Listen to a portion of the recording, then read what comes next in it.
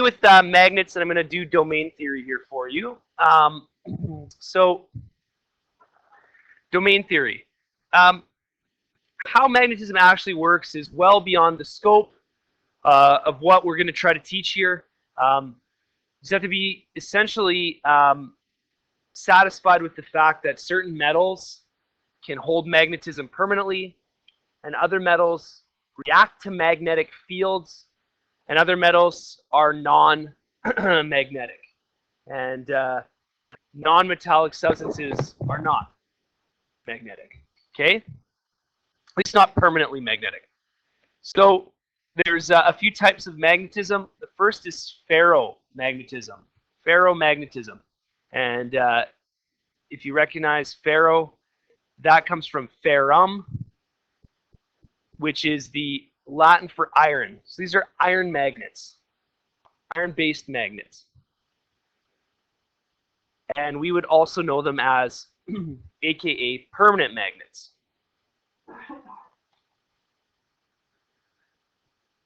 And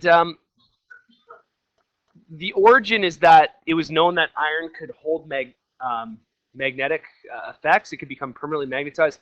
But there are some other things that can become permanently magnetized. They are also called ferromagnetic, even though they are not made of iron.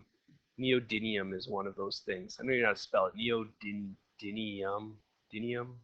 No, rare earth magnets, anyways. Rare earth magnets are still called ferromagnetic because they can become permanently magnetized. Okay. There's also paramagnetism. And these are metals that can become magnetized in the presence of an external magnetic field. Only when external magnetic field is applied. Okay. So this is like your fridge, or most people's fridges. Some people have aluminum fridges now, and aluminum is not magnetic, so you can't stick magnets to it. But your fridge is paramagnetic, right? It itself is not magnetic, but you can stick a magnet to it. So it will become magnetized if a permanent magnet is brought near it. And there's also one more type of magnetism that we won't really study. It's diamagnetism. And this effect happens in huge magnetic fields.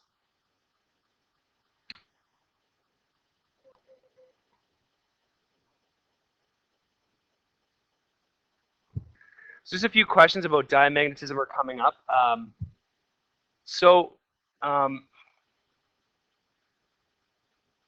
Magnetism, it comes from electrons, right? It comes from the motion of electrons and the spin on electrons. Okay, but more than that, I can't really get into because I don't really know that much about it. It's a little beyond the scope of what I do. So anyway, since all things are made of electrons, if you get large enough magnetic fields, all matter will react to the magnetic field in some way. So essentially, it's a rare effect because we don't often have magnetic fields that are strong enough where its effects would be apparent. Okay, so yeah, I'm gonna have to kind of leave it at that. I think actually its effects are seen in MRI machines, magnetic resonance imaging, and again, that's a whole like PhD to understand the whole inner workings of that system of imaging. Okay, so we think about magnets in terms of magnetic domains.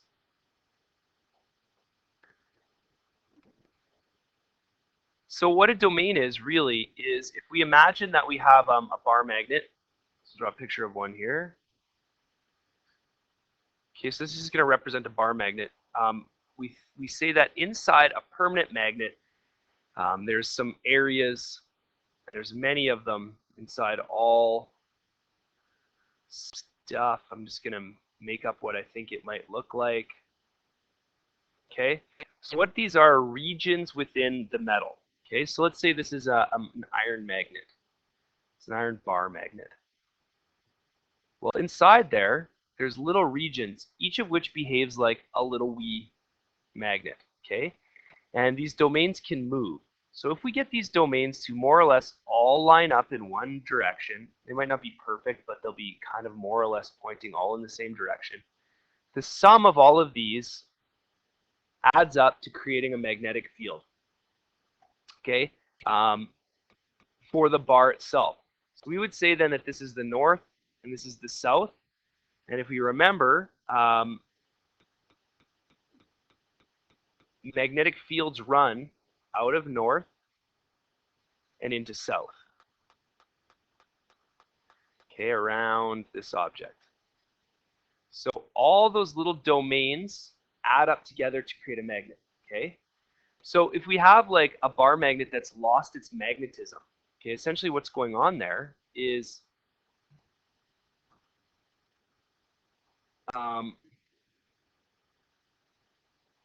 all of these guys have become misaligned, or they aren't lined up quite as well, okay? So if they're not lined up quite as well, you get a lowering of the magnetic effects, right?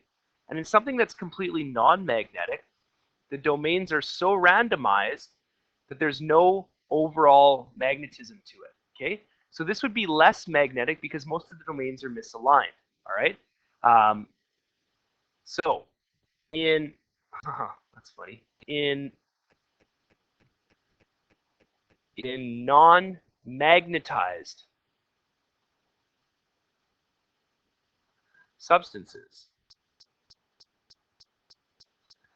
domains are random, okay? So let's think about the types of magnetism in terms of this. In a ferromagnet, domains can be aligned and they'll stay aligned.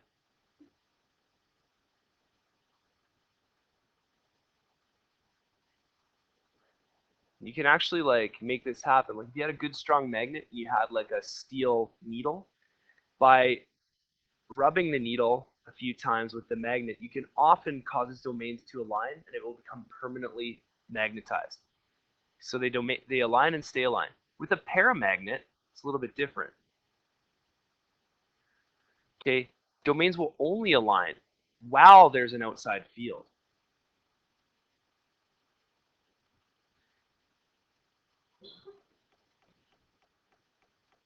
We call it an external field. Yeah.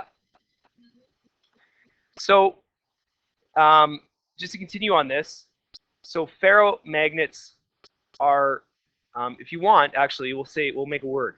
Hard iron is ferromagnetic, so you can make a permanent magnet out of it. Something called soft iron is paramagnetic, which means it'll stick to a magnet, but it's not a magnet itself.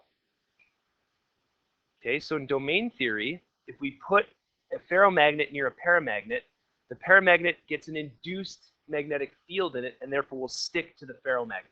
Okay, and we're not going to worry about diamagnets right now. What else do I need to say about this? Okay, and in non-magnetic materials, you just can't line up the domains at all. So there'll always be, why didn't that change color? So they'll always be random, okay? So the domains inside, you know, just like a block of plastic or something are just, yeah, exactly. They might still have domains in there, but the domains just average out to zero magnetic field. And even if I put a magnet here, they don't, at least a ferromagnet, they don't align, okay? Diamagnetism could cause these to align, but again, we're not going to go there because it's such an extreme scenario. You need like super cooled superconductors to make a magnet this strong enough to make diamagnetism happen. Okay, so now let's talk a little bit about the planet we live on and the fact that it is itself a magnet. Okay, so there's the Earth, and if you're standing somewhere on the Earth, which you always would be, unless you're an astronaut or in an airplane, I guess, and you take a compass and you look at your compass, you will find that the compass will always point to the North Pole. Sort of. The magnetic North Pole. Maybe not the geographical North Pole. So let's just say, okay, so here's our Earth. It's kind of on a tilt like this. Let's think about this. Now, if I have a compass, let's draw a compass, okay, and I put a magnet here. And this is the South Pole and this is the North Pole.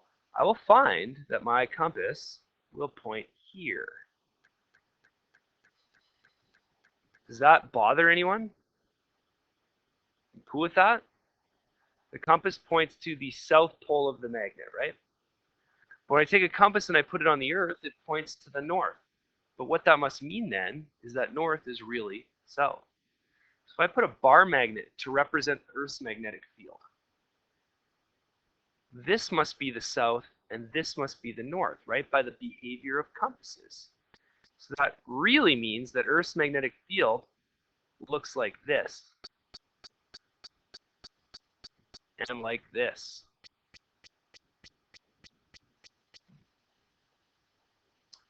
Okay, so where does the Earth's magnetic field come from? Theoretically, it comes from molten iron inside the Earth moving around, iron and nickel. So the inside of the Earth is magma.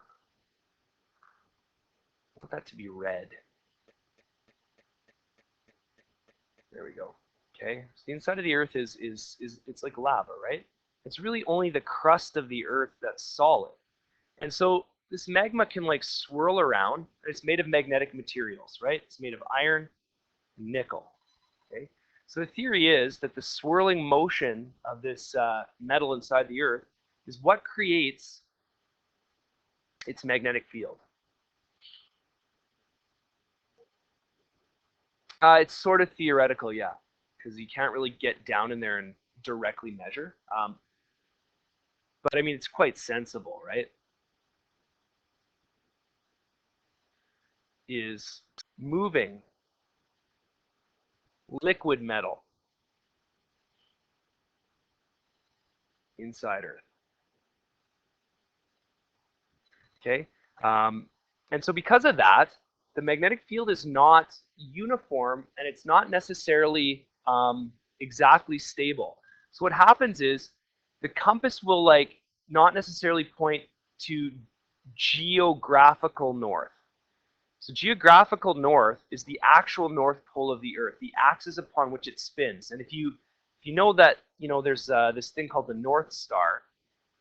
This North Star happens to be directly in line with Earth's axis, so it does not move at night, okay? That is true north. But your compass will not often point directly at true north unless you happen to be in a very specific spot on Earth. The reason why is because the magnetic North Pole is offset a little bit from the true North Pole. Okay, so we call this true north, and we call this magnetic north, where the compass points. And because the Earth's core is moving, the Earth's magnetic field is moving, and it's walking around a little bit. So you have to be aware of this if you're ever doing any navigation by compass. You have to know that your compass is actually not pointing directly at north. You have to know what's called the declination. So declination is how far off true north. I'm just going to call it TN, your compass is.